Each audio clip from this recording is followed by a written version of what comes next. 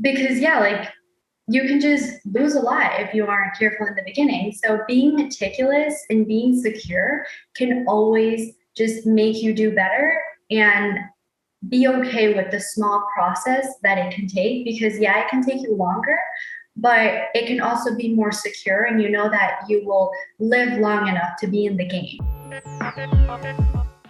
Welcome back, everybody, to Be the Trader. Today, I have a very special guest. It is Mariana. And if you don't know who that is, you're going to need to look her up. I mean, she's definitely all over Twitter right now. It's Mari_trades. She just recently crossed $1 million in trading profits. And I don't know her full story. And I'm pretty sure some of you guys may, and gals may or may not. But we're going to learn today how she got here, where she is today, and figure out, any lessons that maybe she can pass on to everyone else listening. So Mariana, thank you for joining us today. Awesome. Thanks, Alex. Thanks so much for having me. Absolutely. I started my whole trading journey in 2018. That was right after high school. So I didn't really know what I was going to do. And my dad, he was no to college. He was like, you're not going to college, because he never went. So he was like, I kind of want you to follow in my footsteps and in my example. So he would have me read finance articles, and newsletters. He has a bunch of them. So he would just have me read all throughout high school, but nothing interested me. Everything just was in a whole different language, in a whole different level. I was like, what am I really reading? Never really had a job throughout high school. So I didn't really know much about economy, or like even what like the minimum wage was. So I was pretty new to everything. And I started reading in the newsletters was an ad from Tim Sykes. Obviously, like his ads are everywhere. So I looked into it because, as you may know, like his language just, it makes sense for a lot of like all of the different readers, and it made sense to me. So I looked him up, I searched him on Instagram, on YouTube, and I'm like, wow, well, this is like the only thing that kind of like made me interested. So I started talking to my dad about it, and he totally loved it. Like he loved the idea of trading. He knew what it was like, since he already knew that if you can be a good trader, he knew that there was a lot of potential. It can be powerful if like you can do it right. So he believed in me, and he was able to get me the challenge, and I started in 2018. But I don't know, like I didn't like it at first. I honestly just took trips. I didn't even bother to even look at the challenge, because once I first started, I'm like, wow, I really would rather watch makeup videos, anything other than trading, because the screens, and it just looked like something that would fit my brother more than it would fit me. But then I went to the 2019 conference when I got back from the trip. I went to the 2019 conference from Tim Sykes. Yep. And I was able to see like all of the young traders, as you know, Jack, Kyle, Matt, and Roland. And I was so inspired that I thought, well, like as long as maybe I can understand like what this is like, I think I have a shot, because I like to study, I like to look up stuff. So I thought I would put in the work, the most that I could, to make trading work. And that's what I did. I started full time in 2019, September. Nice, nice. So first off, let's back up a little bit. So you graduate high school, and your dad, why was your dad, some people's families are not, in tune with the market, where they're just like, yeah, this is a good idea. We have some families who aren't. So what do you think made your dad open to the idea of like, yes, I believe in this? I'm just curious. He's a long-term investor. Hmm. So he was already into the finance world, and he had already read all of the articles that he could. So that's why he had me also look up the same things that he also did. Long-term investing didn't suit me, but day trading was something that I was interested in. So he was okay with it, because he knew that he was already like comfortable with the subject. Yeah. Instead, a lot of people may not be comfortable with it, because there's not a lot of like good things being said by traders, because there's also a lot of losing the market. Yeah, absolutely. And so then 2019, you go to this conference and you meet all these traders. it kind of gets that bug back into you. You're like, if they can do it, I can do it. And then you say you went full-time trading in 2019. What does that mean, full-time trading in 2019? Does that mean you just full-time focused on it and just did everything trading? And if that's the case, tell me what that was like for that year from 2019 to 2020. Did you just hit the ground like killing it? Because, here's the thing. People see people like you come out of nowhere, in my point of view, right? I've never heard of you, and that's nothing negative. It's like you don't hear about anybody, and then all of a sudden someone pops up, and the assumption is they did it overnight. So explain to me what happened in 2019. How did you find your own consistency? Did you find it in 2019? Like, explain that. So it was 2019 in September. I started 15,000 in my account between E-Trade and Thinkorswim. And in the beginning, I didn't really know what I was doing. I didn't really have an idea of like the brokers and platforms or where like any of the data was, So I started trading very, very little size and mainly focus on OTCs. As you know, Tim Sykes mostly focuses on it too. So I was studying then, but also trading here and there between my two accounts and using very small size. And then around December, this actually like kind of like took my confidence down a little when I first started, because I looked into the broker statement and it said that I was down when I thought I was up, because you have like all of the records and stuff. But then you look and you're like, wow, I'm down like 3,000 to 4,000 in the beginning, So then I had to like really dig into what was going on, and it was all just commissions. I was over trading these OTCs and I didn't know what I was paying in commissions. So I wasn't adding those up. Well, around that time, I knew that I had to change that. I had to tone it down, maybe be more meticulous on what I was trading, because you can't just trade everything, because most of the things may be wrong in the beginning. I didn't really have an idea of the patterns I was comfortable with or the strategy. So I started trading little size and then started to build up my account with just little gains that I was taking and just very, very minimal losses. $100 here, maybe lose $20 here. But I was making sure that since I didn't know much, I didn't want to be too confident because I was going to lose it probably. So I wanted to protect my gains, and then COVID hit, but I was already getting a hang of things. I was studying, I was getting a lot of screen time, like the most that I could, like from pre-market to late at night until I was done watching all of the videos, all of the Tim Sykes trading tickers multiple times, So I was studying and trading, but now I was getting comfortable. And this was around June, I was able to cross PDT. Nice. So my first 10K took me maybe like 8 months, It was just my first 10K, but that was like the littlest of gains, but that was helping me get comfortable with what I was learning, And then after that, I started consistently making 10K up until November. And then December, January, and February were just, one of the best months that a lot of traders, including myself, have ever seen, but I was already prepared for that type of action. Cool. So how'd you deal with that? Because a lot of people, you said something at the beginning here, and that was, you thought you were doing well, and then you look at your account, because I experienced this myself, and I'm just curious from your point of view, you look at your account and you're like, holy crap, like all these commissions, I'm actually not doing as well as I thought. I'm actually down. But it seemed like you thought you were well, which means you kind of found what you were good at. You were just honing in. You had consistency, it sounds like, somewhat. And then when you go back and look, it kind of is like a hit in the gut. It's like a hit in the gut and like, oh, like, what am I doing? So how'd you deal with that for that moment? Like, did it ever interfere with your future trades at the beginning, or did it do anything to your mentality at first, or how'd you approach that? Because I know people are listening, and I know people have faced this where they're just like, I'm killing it. I'm up $1,000 this month. And they go look and they're down 300 because of commissions. I know. I hated that feeling. I stayed up literally till like 1 or 2 a.m. writing down every single one of the trades I had taken ever. So I stayed up that whole night and I had a new MacBook.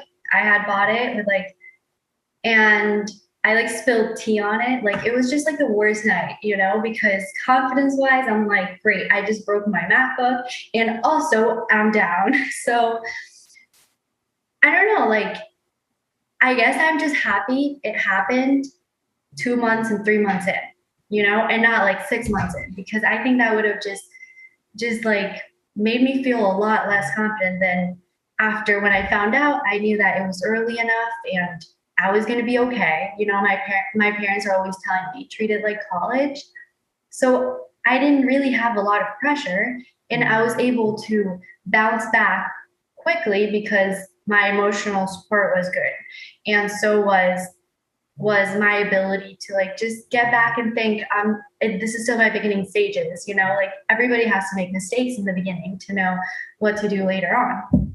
Have you always had this idea of like, it seems like you're very comfortable with risk and that didn't really affect you too much? Like, you know, because it affected me personally. I had like 6 months of like doing well. And then I look back and I like spent all this money on commission. I was break even. I was like, are you kidding me? So like, it seems like you're handling it very well. Have you always been really good at just risk? Do you have a history of always just starting little things or something like that? Definitely. No, like that has been my life, my whole life, you know, it has been disciplined, very disciplined, you know. I always have my routine, I always have what I do. So for me, like it kind of is like bringing my life into trading. You know, it's pretty organized. It's calm too. And like Tim one time once said that he saw me eating a creme brulee and he thought that I was just so patient, just eating just like little bits and pieces of the creme brulee. You know, he laughs about it because he'll devour it. But for me, like I won't devour it. I will take just little pieces and it may take me like hours to finish it, but that's pretty much my trading, you know? It's been like little bits and pieces that have just compounded just all throughout like the months, but I was okay with the little gain. That didn't like I didn't want any more, you know? I was Yeah. okay taking it step by step. So there's a couple of things you hit on, and I almost missed this, but you said whenever you discovered that you were kind of like down a little bit, you looked at every trade you did and you analyzed every single one. First off, that's a lot of work. You know, you analyze every single one. So that just shows if you're listening right now, like it takes a lot of work. Like this is not someone who just like, oh, I looked at my account, I didn't do well. Okay, cool, let's push forward. She like analyzed what happened, try to figure out how she could be better and so forth. But then on top of that, you mentioned something about the creme brulee and eating slow. First off, my wife is the same way. Like I devour anything she puts in front of me and she'll eat so slow. And speaking of that, because my wife has always taught me or asked me like, hey, is there a lot of women traders out there? And I've interviewed another woman trader named Michelle. She's a swing trader. She's really good. If you're listening to the show, make sure to go back and listen to that one. But also Mariana, I'm very curious how, for any women out there, can you speak to the women out there in terms of some women? I don't know. I don't want to be biased, but my wife, at least, she explains that security is important for her. And so has that is there any kind of dynamic there for you and at all? I don't know how to ask this question, but I'm just trying to, do you get where I'm going at? Is there any kind of anything you could say to women out there who may want to try something like this, but are very hesitant because of security? Honestly, yeah, because we think of things a lot more. You know, like we're less risky. Like we don't take that much risk, you know, like we maybe for me, I will go out and just on a bike the same way that a guy would, you know, because we will be like a little more that looks kind of scary. I'd rather not do flips on the bike. But except guys, they will just flip on the bike, fall, get back up, and do it again. But for us, I think it helps us. You know, it helps to be secure in the trading because yeah, like you can just lose a lot if you aren't careful in the beginning. So being meticulous and being secure can always just make you do better and be okay with the small process that it can take because yeah, it can take you longer, but it can also be more secure, and you know that you will live long enough to be in the game. You won't lose it all in the beginning, because that is mostly what happens, you know. But Yes. if you take those small little steps and you're secure about what you're doing, then there are less odds of you maybe failing or blowing up or being out of the game, because that is so important. So I like that you said, I mean, I think it's a huge strength is what you're telling me too. And I could see it that way because at least for me, I'm very, if I would have took my time and went the approach of just what I'm doing now that found consistency, I would have been here a lot sooner. But like, I was just so like, I want to make money now that it took me so much longer to get here. And so I think with the patience and being, hey, you know what, I'm going to wait. I'm going to risk really small, not really worried about making money will get you there sooner. And I preach that all the time. And I'm glad you said that because I know there's people listening to this who may be hesitant to jump in. And maybe they're like, I just don't know. It's too risky. But like you're saying, you don't have to risk a lot at all. But I want to ask you this too, though. What helped you in your head, if you're thinking back, that was there a moment between you after you found out you lost that, commissions and then you start pushing forward, was there a moment in there where there was a habit or there was something that kept on happening that kept you from really growth?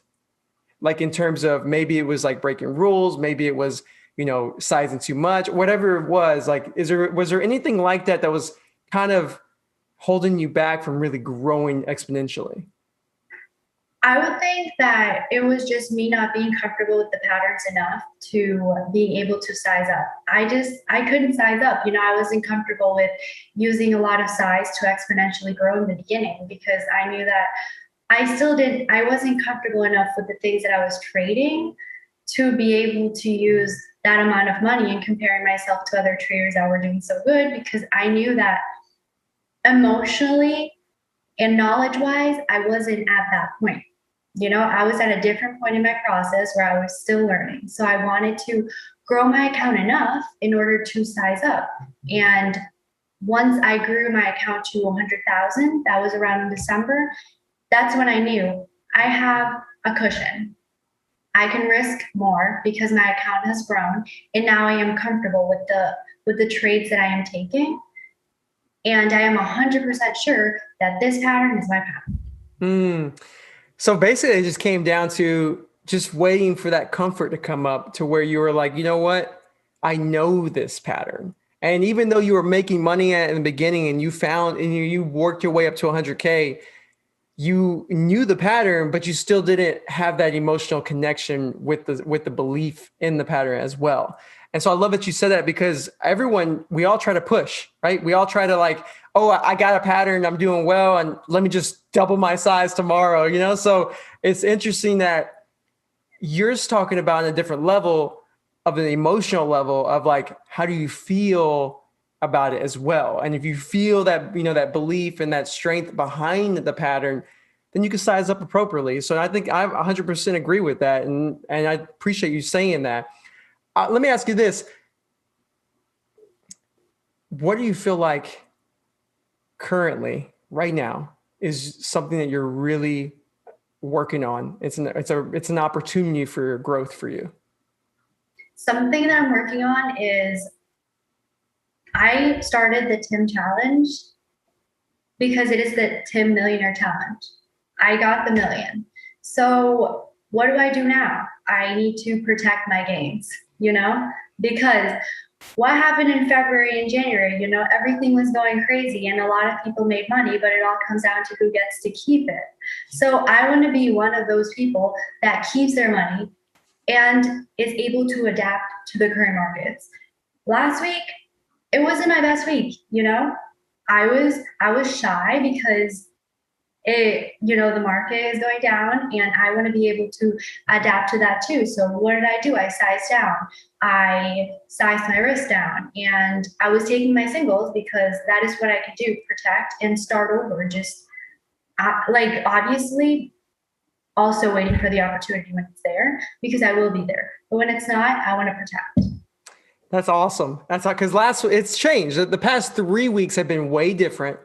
And last week was probably the biggest difference. Like it was just a different market in trading. It was not my best week either. It was a small week for me. And I was just like, I'll take it. It is what it is. But I love, if you're listening right now, listen to what Mariana just said. She literally just said, when things start to change, because you're still new in your career and you've had a great career so far, which is awesome, right? But I love that you, are humble about it. Like you're thinking about like, you know what? I don't know what is going to happen, that the market is changing. I can feel the market's changing.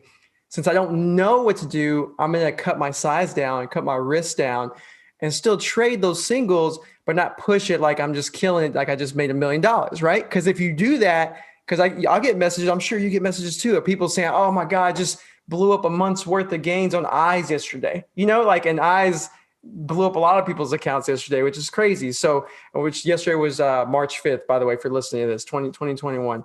But I love that you said that, because you're more aware of your emotions and how you're feeling and how you're comfortable or not. And you actually acknowledge them, because we all know, we all feel it, right? We all feel that feeling. But with me and other people, we might ignore it. We might be like, oh, let me just push forward anyway. Whereas you're taking a step back and acknowledging it and using it as your advantage, as an answer to what you're feeling, right? Like, oh, I need to figure out how to solve this emotion I'm feeling. And I love that you said that, because that's a huge part of trading, just being self-aware, right? I mean, so I'm curious on, if you could personally go back in time in 2000, let's say 19, right? And that's when you went to the conference. What advice would you give yourself? Like if someone went to the conference that day too, right? Because I'm sure someone went to that conference and they're not where you're at. They're like, golly, like she's killing it and I haven't found consistency. What would you tell yourself, like if you can go back, to get yourself here quicker? I think I would say be more comfortable with potential, because when I was there, everything seemed so far away. Like everything just seemed so far out of reach. All the speakers, I thought I could never compare myself to them. So I was never really confident in really what I could do. I had my parents as a huge support system that helped me to realize that I could do it. But I think I would tell myself that if I would put in the work, I would make it, and be confident about it when I would say it, and not see it as something just so far away, something just so impossible, because it isn't. Mm. And when did, and I have to ask this question because I know people are going to listen to this and be like, why didn't you ask this? So when did, and now I'm curious because I have no clue. When did you and Jack come into the picture, and did he help you at all to exponentiate your growth? Or was it more of like, hey, we're friends, and then you just were already where you are today? It's just, it wasn't a huge part of where you are now. No, definitely not. Like, we met at the conference. We started talking since the conference, and then he moved. He lived just 2 hours away from me. So he would come down and trade sometimes at my house too. And something that, like, one of the most things that I've learned from Jack is you can always do something better the next day. Whatever it is, you can always get better. So that was always in the back of my head, it was that pressure of seeing him crushing it and being always around him, that I also knew that I had the potential to be able to do it as well. So the environment and the guidance, because he has been trading for a lot longer than I have. He has faced slow markets, hot markets, normal markets. So it's just the advice that I get, and it's just whether I decide to take it or I decide not to take it. But it's just surrounding yourself with people that know and have already been there, that can share that history with you and only make you better. Awesome. So I'm curious now on, was there any, it sounds like it was great to have someone to work with, to see, but was there any type of negative of that too? And I just have to ask that because I'm just curious, because I know sometimes you can be influenced and it's good to stay in your own lane sometimes. So what are your thoughts on that? Like, did you ever feel like it was sometimes when you started to get your groove on that maybe it was hurting you, or is it always just peachy? No, absolutely not. So sometimes whenever I go and trade with him, I will listen to his advice so much that I won't take my plan, because I know that he knows a lot more than me. So I respect him as a trader. And I know that he knows more. So sometimes he will say, well, maybe that's not a good idea. And I won't take it and choose his word over mine. So maybe sometimes I'm trading at, whenever I'm with him, I won't trade like the same or my plans. So sometimes, like most of February, I decided to trade at my own house because I was more comfortable with the things I was trading and I didn't want to be influenced. So I guess that is one negative. I respect him so much that I will take his advice more than over mine. Makes sense. Makes sense. And that's good that you said that, because I mean, at some point you got to fly, at some point you got to go and you got to believe in yourself. And because a lot of people, I mean, some people are going to be like, how do I get in front of a trader and find success? And at the end of the day, it's like, I've sat with Roland Wolf for a week and I went to go hang out with him way before I found my consistency, and that did not make me consistent at all. So like, it's a matter of how you apply it, right? I was in the right mindset. You are in the right mindset. And what I've learned from talking to you is that you're very open, but also humble, and you're real with yourself. You're like really good. Like you're really aware of like, like I respect that this man or this woman is better than me. And so or at least they've been here before. So I'm going to at least I'm going to hear them out. Whereas some people might be like, you don't know, I'm going to do this. I'm saying? That ego. It seems like your ego, and ego's a bad thing to have. And it seems like you got rid of, or you're at least more aware of it to where you can at least acknowledge it and push forward and respect people who have a little bit more experience than you. So that's cool, man. I really appreciate you saying that, because I know for me at first, even yesterday, I was trading with a good friend of mine and we were just trading, and he'd say something, I just ignore it. And he's trading for 2 decades. And I was just like, no, I see what I see. So you just taught me something that, hey, let's take a step back, young gun. Take a step back. So I appreciate that. Yeah, I'm curious, real quick, before we start to wrap this up. OTCs, is that the only thing you trade, or do you also trade like listed? And if so, what is your go-to in terms of, are you a long bias only? Do you short too? Can you give me an idea of that? So I would say I am 95% OTC and 90% long. Like OTCs and long have been my go-to and are still my go-to. I love going long OTCs. They're my favorite. I don't have a shorting brokerage, so here and there I will trade some first red days NASDAQs, but that's about it. I don't really go long NASDAQ. I don't know much about it. I know that that is a whole different world that I would like to learn, but right now what has been working for me is OTCs, and they're not slow, so they're still something that I want to keep doing until it stops working. And what advice would you have for someone who's listening and they're like, I want to get into OTCs? Like, is there any scanners you'd recommend for? Okay, I don't trade OTCs or any brokers you recommend for OTCs or anything like that? So I know that E-Trade has helped me with bills. I used to trade with Thinkorswim my beginning stages, and I moved on to E-Trade because it allows you to fill more, and also it helps with the bills, which has been working well for me. And also another thing with OTC is just make sure you have good risk management and learn the patterns. And what about scanning for OTCs? Scanning, I use the Thinkorswim scanner, so I will have at least 1 million volume, at least 10% on the day with some news in a pattern that I'm comfortable with, and also other different chat rooms. Thinkorswim, is that what you said? Yes. Really cool. That's really interesting, because I never personally used Thinkorswim for a scanner. So that's cool that you said that, because that's awesome. That's a free scanner. Anyone can do that. So I appreciate you sharing that too. And when it comes to longing, any advice for longing? Because longing is pretty much everyone is, at the beginning of their trading career, they long, and then they try to go into shorting too, because they feel like it's easier, or they may think that. But I'm curious on how do you notice a good long from a bad long? And I know it's very generic and I know it's very an open-ended question, but I'll just let you run with it. So I guess an advice for going long, I can think back on 8 months ago for me. I was going long every single high day breakout, every single breakout there was. And I was selling on the dip, because I just thought everything would just go straight up from my back. But that is not the truth. So I was like, wow, why do I keep losing? And that's when I went to Jack and I told him, hey, why am I losing? But he said, you keep buying into strength. Why don't you try buying into dips and being more patient?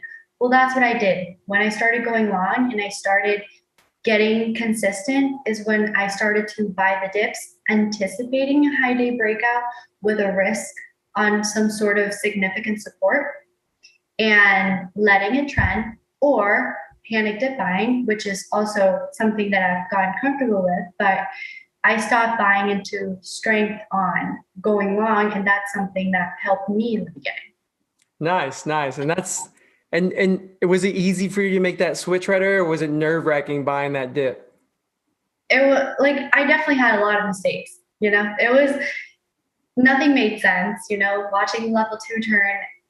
There's a lot of like experience and practice that comes from that, but I took a lot of practice. I messed up, did it again, and I just knew like that pattern just like it fit me. Like right after I started doing it, it fit me, and I knew that I wanted to keep trying it. So I just kept practicing with small size. Nice, nice. Well, Mariana, look, it's been a pleasure talking to you. I want to ask you, where can anyone find you if they have questions, if they want to follow you, learn more about you? Can you let them know how they can get a hold of you? Yeah, I have the Twitter. It's Mari_trades, Mari_trades, and